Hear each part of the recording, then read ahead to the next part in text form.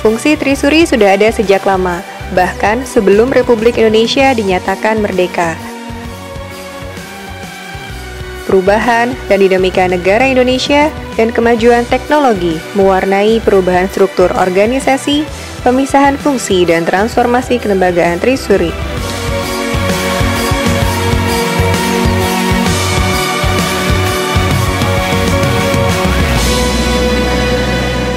Assalamualaikum warahmatullahi wabarakatuh. Salam sejahtera untuk kita semuanya. Om Swastiastu. Alhamdulillah wa syukurillah. Marilah bersama-sama kita panjatkan puji syukur kehadirat Allah Subhanahu wa Ta'ala, Tuhan yang Maha Pengasih dan Maha Penyayang, yang telah melimpahkan begitu besar rahmat dan kenikmatan kepada kita semuanya, sehingga pada hari ini kita bersama-sama segenap insan perbendaharaan di seluruh Indonesia dapat memperingati Hari Bakti Perbendaharaan. Tak lupa saya ingin mengucapkan terima kasih dan apresiasi yang sebesar-besarnya kepada seluruh pegawai yang selama ini dengan tulus, ikhlas mengabdi kepada organisasi Ditjen Perbendaharaan. Selanjutnya, secara khusus pula saya ingin menyampaikan terima kasih yang sebesar-besarnya kepada pegawai yang telah memasuki masa purna bakti atas sumbangsih tenaga dan pikirannya yang selama ini sangat bagus, sampai akhirnya Ditjen Perbendaharaan tumbuh dan berkembang sampai pada usia saat ini. Saudara-saudara sekalian yang saya banggakan di seluruh wilayah tanah air, tanggal 14 Januari mempunyai nilai historis yang cukup tinggi bagi insan perbendaharaan, mengingat secara resmi istilah perbendaharaan pada sektor publik di Indonesia pertama kali muncul dalam Undang-Undang Nomor 1 Tahun 2004 tentang Perbendaharaan Negara. Terbitnya Undang-Undang Nomor 1 Tahun 2004 tersebut menjadi awal terbentuknya Direktorat Jenderal Perbendaharaan yang bersama-sama dengan instansi vertikal di Direktorat Jenderal Perbendaharaan ditetapkan sebagai kuasa bendahara umum negara. Atas dasar inilah mengapa kita memaknai tanggal 14 Januari sebagai Hari Bakti Perbendaharaan. Walaupun terbentuknya mulai tahun 2004, namun Direktorat Jenderal Perbendaharaan telah memiliki sejarah yang cukup panjang jauh sebelum tahun 2004. Perjalanan panjang Direktorat Jenderal Perbendaharaan sampai saat ini memiliki peran sentral di dalam menjamin keberlangsungan pengelolaan keuangan negara. Sebelum berlakunya paket undang-undang di bidang keuangan negara, pedoman pelaksanaan pengelolaan keuangan negara masih berpedoman pada ketentuan perundang-undangan yang disusun pada masa pemerintahan kolonial Hindia Belanda, yaitu Indische Contabiliteit Wet yang dikenal dengan istilah ICW. Seiring dengan perkembangan sistem kelembagaan negara dan pengelolaan keuangan negara, ICW tidak dapat mengakomodasi berbagai perkembangan yang terjadi. Oleh sebab itu, walaupun ketentuan tersebut secara formal masih berlaku, namun secara material, sebagian dari ketentuan tersebut tidak lagi dapat dilaksanakan. Upaya untuk menyusun undang-undang yang mengatur pengelolaan keuangan negara telah kita rintis sejak awal berdirinya Negara Kesatuan Republik Indonesia. Perihal keuangan negara telah diatur di dalam Pasal 23 Undang-Undang Dasar 1945 yang secara prinsip bahwa rencana anggaran pemerintah harus disetujui oleh rakyat melalui wakil-wakilnya di dalam Dewan Perwakilan Rakyat dan harus dikelola dan dilaksanakan dipertanggungjawabkan oleh pemerintah. Tanggung jawab pelaksanaan keuangan negara harus diperiksa oleh unit yang berwenang, yaitu Badan Pemeriksa Keuangan, dan hasil pemeriksaan tersebut dilaporkan kepada Dewan Perwakilan Rakyat.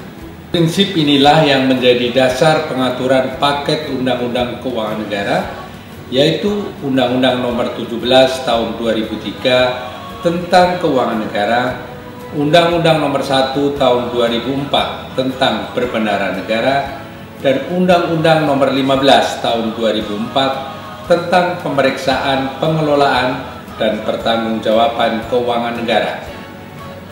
Kelahiran ketiga paket undang-undang tentang keuangan negara tersebut menandai reformasi di bidang keuangan negara. Pada hakikatnya, Undang-Undang Nomor 17 Tahun 2003 tentang keuangan negara mengatur hubungan hukum antara lembaga legislatif dan lembaga eksekutif di dalam rangka menetapkan Undang-Undang APBN sebagai acuan di dalam pelaksanaan dan pertanggungjawaban APBN. Sedangkan Undang-Undang Nomor 1 Tahun 2004 tentang Perbendaharaan Negara mengatur hubungan hukum antara lembaga eksekutif di dalam melaksanakan APBN. Pada tataran pelaksanaan APBN, pelaksanaan kekuasaan pengelolaan keuangan negara diserahkan kepada Menteri Keuangan sebagai pengelola fiskal dan wakil pemerintah dalam kepemilikan kekayaan negara yang dipisahkan. Dalam hal ini, Menteri Keuangan berperan sebagai Chief Financial Officer atau CFO, sementara setiap menteri atau pimpinan lembaga pada hakikatnya adalah Chief Operational Officer atau COO untuk suatu bidang tertentu pemerintah. Pemisahan kewenangan ini bertujuan untuk menghindarkan terpusatnya kewenangan dalam satu pihak dan menjamin terciptanya mekanisme check and balances atau saling uji antara para pejabat pengelola keuangan negara. Menteri Keuangan, CQ Dijen Perbendaharaan adalah benteng terakhir terjadinya pengeluaran negara, sehingga sebagai pemegang kewenangan ordonansiering, Dijen Perbendaharaan memiliki peran yang sangat strategis dalam pengelolaan keuangan negara. Bapak, Ibu, saudara-saudara yang saya banggakan, Dijen Perbendaharaan memiliki peran penting di dalam pengelolaan keuangan negara. Dalam perspektif fiskal, salah satu penggerak perekonomian adalah belanja pemerintah atau government spending. Dalam konteks kebijakan fiskal, belanja pemerintah berperan sebagai fungsi alokasi dan distribusi, serta bersama-sama dengan kebijakan perpajakan sekaligus berfungsi menjalankan peran stabilisasi ekonomi. Dijen Perbendaharaan berperan sebagai kuasa bendahara umum negara yang bertugas menyimpan, menata usahakan, dan membayarkan dana atas tagihan beban APBN. Termasuk di dalamnya juga mengupayakan peningkatan efisiensi pelayanan pemerintah, menjaga kualitas belanja, dan menerapkan tata kelola keuangan negara yang baik. Tidaklah berlebihan jika dikatakan bahwa kinerja Direktorat Jenderal Perbendaharaan menjadi penentu outcome manajemen keuangan publik. APBN yang dikelola dengan baik akan menghasilkan outcome atau hasil yang paling optimal.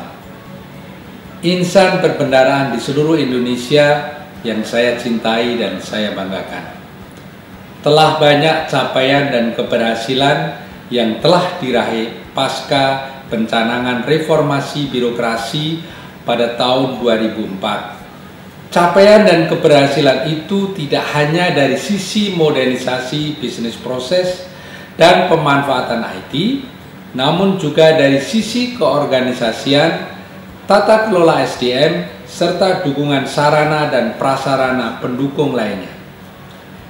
Di sisi modernisasi bisnis proses pengelolaan keuangan negara, kita telah berhasil menerapkan SPAN, yang di dunia global dikenal dengan istilah FMIS atau Financial Management Information System. Dari aspek pengelolaan kas, selain implementasi Treasury Single Account atau TSA, baru-baru ini telah dimulai eksekusi Treasury Dealing Room sebagai salah satu milestone yang membanggakan bagi insan perbendaharaan. Dalam bidang penyusunan laporan keuangan, sejak tahun 2004 sampai dengan 2014, laporan keuangan pemerintah pusat atau LKPP disajikan menggunakan cash basis yang dimodifikasi dengan cash toward accrual. Sedangkan pada tahun 2015 merupakan tahun penerapan sistem berbasis accrual. Selain itu, kita juga sudah mampu menyusun laporan GFS yang secara terus-menerus dikembangkan dan disempurnakan dari aspek cakupannya maupun dari aspek waktu penyajiannya. Lebih lanjut, dalam bidang investasi pemerintah, Direktorat Jenderal Perbendaharaan melalui Direktorat Sistem Manajemen Investasi berperan terhadap perkembangan ekonomi nasional secara umum. Tujuan pemerintah melakukan investasi yaitu untuk mendapatkan alternatif sumber penerimaan negara yang dapat dioptimalkan untuk membiayai pengeluaran negara. Saudara-saudara sekalian, selanjutnya dalam bidang pembinaan pengelolaan keuangan Badan Layanan Umum atau PPKBLU, Direktorat Jenderal Perbendaharaan melalui Direktorat PPKBLU melaksanakan fungsi penyiapan perumusan kebijakan, penilaian dan penetapan BLU, serta pelaporan dan pertanggungjawaban. Mekanisme pengelolaan keuangan BLU ini diarahkan untuk memberikan fleksibilitas dan kemandirian di dalam pengelolaan keuangan dan pembiayaan pengeluaran Satker BLU. Sehingga Satker BLU dapat menjalankan fungsinya dan memberikan pelayanan yang optimal kepada masyarakat. Saudara-saudara yang saya banggakan, reformasi birokrasi yang selama ini kita laksanakan berbuah pada sebuah prestasi yang membanggakan bagi kita di Direktorat Jenderal Perbendaharaan. Hal ini merupakan pengakuan terhadap Direktorat Jenderal Perbendaharaan dan merupakan bukti bahwa reformasi birokrasi di tubuh Ditjen Perbendaharaan sudah berjalan sesuai dengan yang diharapkan. Prestasi di bidang reformasi birokrasi ini diantaranya berupa: pertama, penghargaan inisiatif anti korupsi dan integritas yang tinggi yang diberikan oleh Asian Development Bank atau ADB Award di tahun 2005.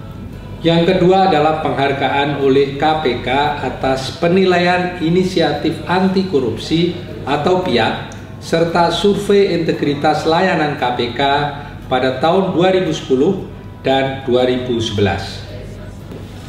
Yang ketiga adalah wilayah bebas dari korupsi serta wilayah birokrasi bersih dan melayani atau WBBM dan wilayah birokrasi bebas dari korupsi atau WBK yang diberikan oleh Kementerian Menpan RB kepada sejumlah KPPN, diantaranya KPPN Malang di tahun 2013, KPPN Semarang II pada tahun 2014, Bangko pada tahun 2014, dan KPPN Amlapura pada tahun 2015. Sedangkan dalam bidang peningkatan profesionalisme dalam memberikan pelayanan prima, Direktorat Jenderal Perbendaharaan mendapat beberapa penghargaan yang bergengsi. Di antaranya adalah citra pelayanan prima yang diberikan oleh Presiden Republik Indonesia kepada KPPN khusus Banda Aceh pada tahun 2006 dan juga KPPN Makassar II serta Gorontalo pada tahun 2008 dan 2010.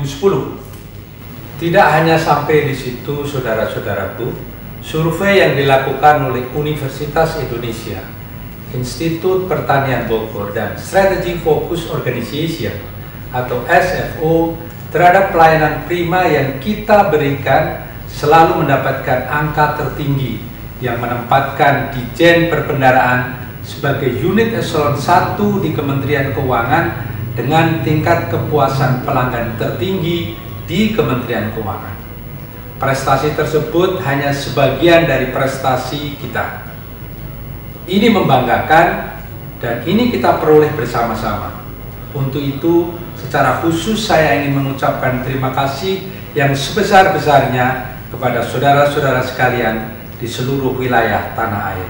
Atas prestasi tersebut, saudara-saudara sekalian, saya sangat mengharapkan kepada kita semuanya untuk mampu mempertahankan prestasi tersebut sehingga kita, Direktorat Jenderal Perbendaharaan, tetap mampu menjadi yang terbaik. Lebih lanjut lagi, capaian Ditjen Perbendaharaan dalam pengelolaan keuangan negara yang transparan dan akuntabel yang berkelas dunia dapat kita lihat dari opini Badan Pemeriksa Keuangan terhadap laporan keuangan pemerintah pusat atau LKPP yang terus meningkat. Saudara-saudara sekalian, kita ingat bahwa atas LKPP tahun 2004 dan 2008, BPK tidak memberikan pendapat atau TMP. Kemudian perkembangannya cukup bagus karena untuk LKPP tahun 2009-2014, BPK memberikan opini wajar dengan pengecualian atau WDP. Kita semua berharap agar di tahun mendatang kita akan mampu meningkatkan opini ini menjadi opini yang WTP. Saudara-saudara sekalian, selanjutnya kita ingin terus meningkatkan standar pelayanan kita. Dan sesuai dengan misi kita, kita ingin meningkatkan standar pelayanan kita sesuai dengan standar internasional. Kita telah memulai itu. Terbukti bahwa sampai dengan tahun 2015, 21 KPPN kita telah mendapatkan sertifikasi ISO 9001-2008. Dan ini akan kita tingkatkan terus di masa-masa yang akan datang.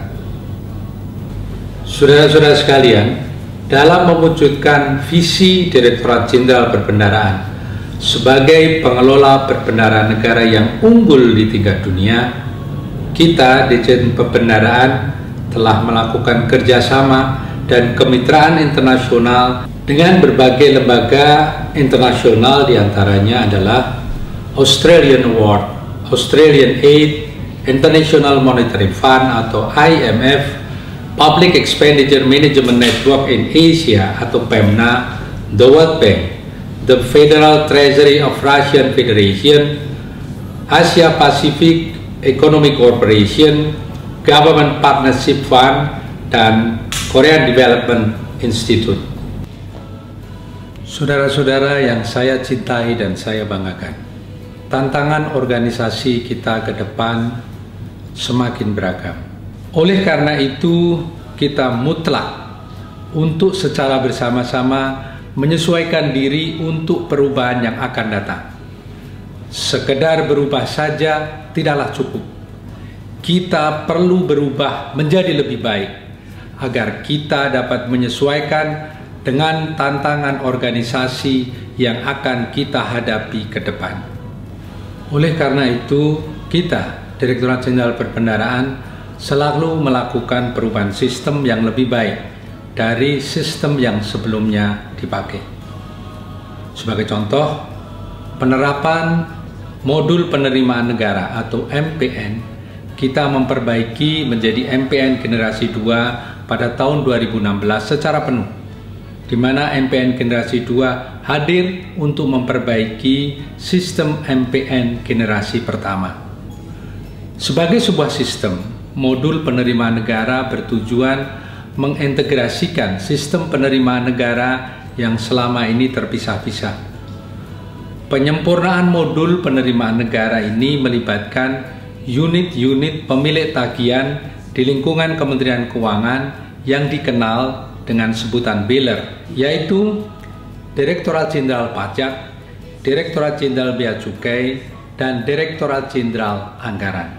MPN generasi 2 diharapkan akan mampu mendukung pelaksanaan cash management yang baik dengan menyajikan informasi penerimaan negara secara real time yang didukung keandalan teknologi informasi dalam penerapan Treasury Single Account. Selanjutnya, sedang juga dibangun sistem aplikasi keuangan tingkat instansi atau SAKTI yang merupakan aplikasi yang dibangun guna mendukung pelaksanaan SPAN pada tingkat satuan kerja. Sebagaimana kita ketahui, pada tahun 2015, SAKTI telah diuji cobakan pada KPPN di wilayah Ditjen Perbendaharaan DKI Jakarta. Dan selanjutnya, untuk tahun 2016, kita Direktorat Jenderal Perbendaharaan akan menjadi pilot project implementasi daripada SAKTI. Saudara-saudara sekalian, sebagai salah satu bentuk upaya kita di Direktorat Jenderal Perbendaharaan dalam rangka melakukan modernisasi sistem, kita telah menerapkan Treasury Dealing Room. Treasury Dealing Room ini diharapkan mampu mewujudkan sebuah pengelolaan keuangan yang modern dengan akurasi yang handal dan transparansi yang tidak diragukan lagi. Dengan Treasury Dealing Room, Menteri Keuangan dapat menyimpan uang, menempatkan uang, dan menginvestasikan uang secara lebih transparan, akuntabel, dan modern. Saudara-saudara yang saya cintai dan saya banggakan di seluruh wilayah tanah air, organisasi kita, Direktorat Jenderal Perbendaharaan, merupakan organisasi yang besar. Kita memiliki lebih dari 8.400 pegawai. Organisasi kita tersebar dari Sabang sampai Merauke. Kita memiliki 181 KPPN di seluruh wilayah tanah air.